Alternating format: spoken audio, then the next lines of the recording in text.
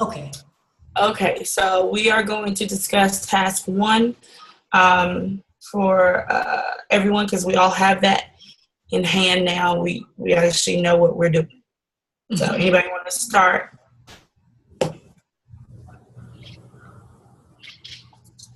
Task one was the literature review.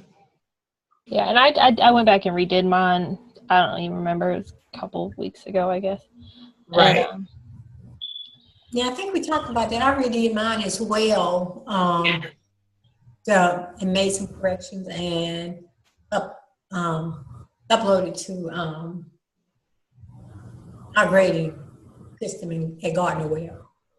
Right. I also had to redo mine. I had difficulties finding sources in some areas. It was kind of like digging for gold almost. For instance, in the area of evaluations, like things to kind of, I guess, the pros, cons with evaluations and how they should be or how they shouldn't be, and thoughts on evaluations. I kept getting a lot of things that didn't have anything to do with the school system as far as evaluations. So that one was a little tough. Okay. I think when it came to the evaluation of school staff, I came up with 2 points, which were through observation and then through test scores. Right. Yeah. And I don't know what my literature was about in relation to those, but I think it was one of the things that I found was geared more towards using teacher observations rather than test scores to improve teacher performance, because you can get, a better understanding. Right. Okay. But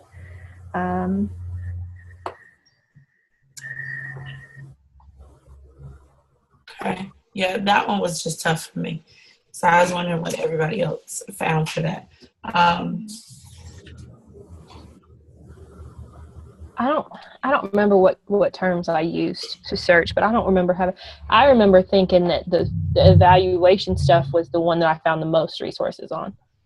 Really? Okay. Yeah. And I may not be using the correct search term or search engine, so maybe I should try some different terms for that one. What search engine do you guys use? I tried Eric this time because that was talked a lot about. And then what I tend to do is when I'm looking at one of the resources, I'll notice that they're citing certain things, and then if I like what they're citing, I'll look at that resource and I'll look that resource up that way. Does anybody else do that? I haven't done that yet, but I think that's a good idea because it has to relate in some way if they use that source as well. I also use Google Scholar. Okay. And that was one that Dr. Bowen told us that we could use. So I use that a lot. Are you guys familiar with the Bulldog OneSearch? No. Okay, so through Gardner Webb, the university has a scholarly search engine that searches Eric. Oh, yeah. The American Psychologist, just everything. And it gives you access to full PDFs of the things. And what you just go to the Gardner Webb homepage and click library. And when you go to search a term, it'll ask for your login, and it's the same as your email. Okay. And your Blackboard. And it searches all of that at once. Right. And comes up by like most relevant, and you can narrow it like, I only want to see peer-reviewed articles. I only want to see stuff from this group of years. It's kind of like, I learned that when I was at UNCG because every college has one, and it really saves on time, and it gives you a lot more resources because it pulls them all in together. Well, when I went to college to get my undergrad, I was going to the library and doing research. Well, it was like an epiphany for me because like my junior year, like I had done like 2 years of papers and had never known this, and junior year the School of Ed made us attend like a seminar in the library on how to do research or something, and they brought this up and I was like, holy crap, that could have saved me so much time. But so when I got to Gardner Webb like that, I was like, there's got to be something like that here. than there Mhm. was. I had to use, was like microfiche or something like that, where you had to scan through all these magazine articles. Yeah, I have used theirs once or twice. I always forget about it. And I'm going to try that then. And you can save stuff too. Like you can save it and it'll, if that makes any sense, like you can save it to your account. Mm-hmm. Kind of like what they talked about in our workbook when chapter talked about paying for services to save citations, but Gardner Webb does it for us. Okay. Right. Okay. Anything else on task 1? Well, I mean, the way I understood it was that underneath each of these subheadings, what you did is you had to look for certain best practices. So like underneath the approaches for evaluating school staff, one of the best practices would be, administrators going in to observe peer observations and then outside observations. So, I mean, is that how you kind of thought of it too, as you're looking for that? Mm-hmm. Okay. And then for the recruitment, placement, and mentoring of school staff, it was like the best practice would be to like establish a mentoring program in your school, placing teachers in the appropriate grade level and subject area, results-oriented professional development is, I think, one of the things that I'm going to stick with, because when I was doing the research, it seemed that the professional development was geared for us towards strategies to use to teach with, and they were saying how maybe we should do more professional development that's more content-based, like giving us the knowledge and then us using that knowledge in the classroom. It makes sense. Yeah. Because some I looked at as teachers demonstrate mastery of new information, more resources and professional development opportunities. And another one, the teachers are giving positive feedback when possible. Okay, yes, I came up with that too, that feedback. Building efficacy and empowerment, empowering teachers. I forgot what I did for that one. I put effective teaching and deeper job satisfaction, be a great morale within the school, and maintain good communication skills. Okay. Okay, you're discussing what you actually put in your task 1? Yeah, kind of like some of what the best practices were that you came up with. And I think empowerment went almost along with teacher leadership and decision making, because one of the ways teachers will feel empowered is to make decisions. Mm-hmm.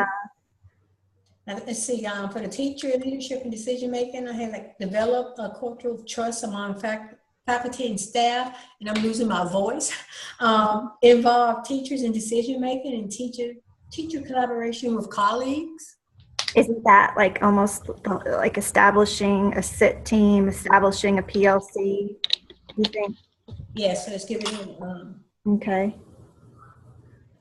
I think the thing the one of the 5 that was the hardest for me was the recruitment and all that stuff, because That was too. My impression of this was that we were looking at this as from the perspective of a school-based administrator. Mm-hmm. So as far as recruitment, a lot of the best practices that I came across for teacher recruitment, stuff that's completely out of the principal's hands, hiring early, allowing the teacher to teach a mock lesson, all that stuff. In most counties, the principal doesn't have authorization to hire before summer. So he can't hire early. You can't let them teach a lesson because there's no kids there. Like, all that was stuff that I was like, well, this is stuff that the principal doesn't have. Well, one of the things that I found was involving the entire staff in the hiring process. Yeah, and that's hard when you're not allowed to hire till. That's collaboration with the colleagues. Now, I think principals came to hire early. Not in our county. He has to wait until he's given permission, because when I wasn't hired until December. Mm. and they did not have a teacher from August on when I came to Rockingham County, and I was not hired until December because they would not give him permission to hire, even though they had the open spot. And when he finally got it, he turned around and hired me. He interviewed me before he was supposed to, but he couldn't hire me until he was given permission. Okay. And I think when you talk about the recruitment and placement and mentoring, I think they're, if I'm correct, when they look for recruitment, they look for teachers that it's hard to say, think will stay in the school system, or they're a good fit for the school. Right. Or they're hard workers, someone who can really teach and know the content. And that's what I got from the recruitment and placement and mentoring. Mhm. Well, when I was on the hiring interview and hiring team last week, we met with a teacher who has moved to like 5 different schools in the last 3 years. Wow. And they were like, absolutely not, because we did not want to bring her in and then she just up and moved. She doesn't have roots anywhere. She's not from here. She moved to Las Vegas simply because they had the big teacher hiring boom, and they had these big incentives. So it's kind of like she chases what's good. And it was just like, so it was a no. So I thought that the same thing with that piece as well.